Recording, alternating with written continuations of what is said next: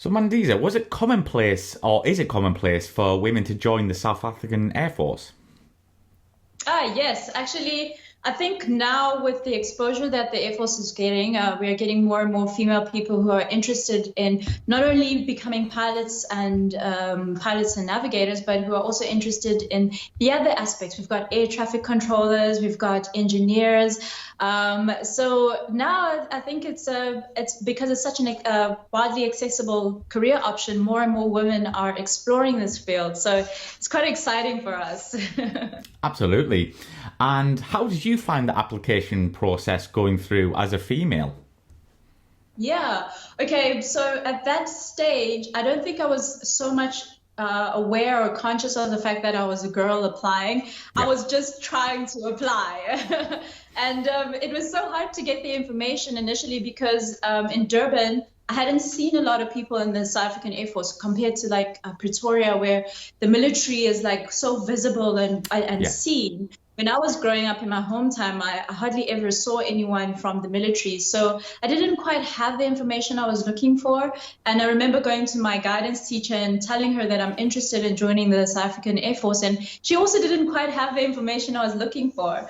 The first time I got hold of an application from the Air Force, I think I was doing my 11th grade and it was midway through the year. And that was the first time I finally got an application form. So the application process, because it wasn't so clear for me, was a little bit long-winded. I kept sending application letters so that they would pay attention to me, and I would send my reports of my progress reports so that like there's this person in Durban who's interested. Please just need more information. But eventually, I finally got a response from them when I was doing my 12th grade.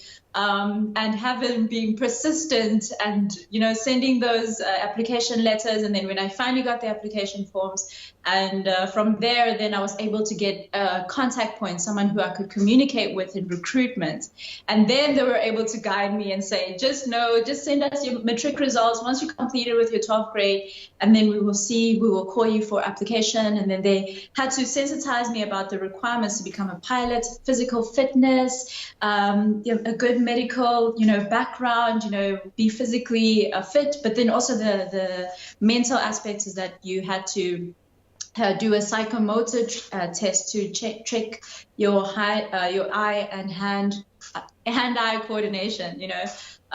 So to preempt myself for this application process, I used to start like training. I used to go to an internet cafe or visit my friend, and I used to watch the US Air Force's training program. And I used to see like, okay, so this is what I can expect for basic military training. And then I started running. Like, okay, so I'm going to be expected to do this many push-ups. Okay. I tried to teach myself rank structure. And then there was one thing that I couldn't quite simulate was the psychomotor test itself, the Vienna test, because we heard so much about it.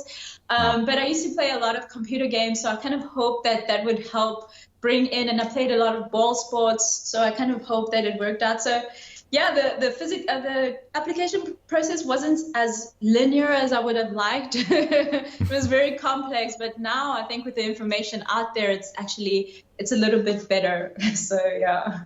Awesome.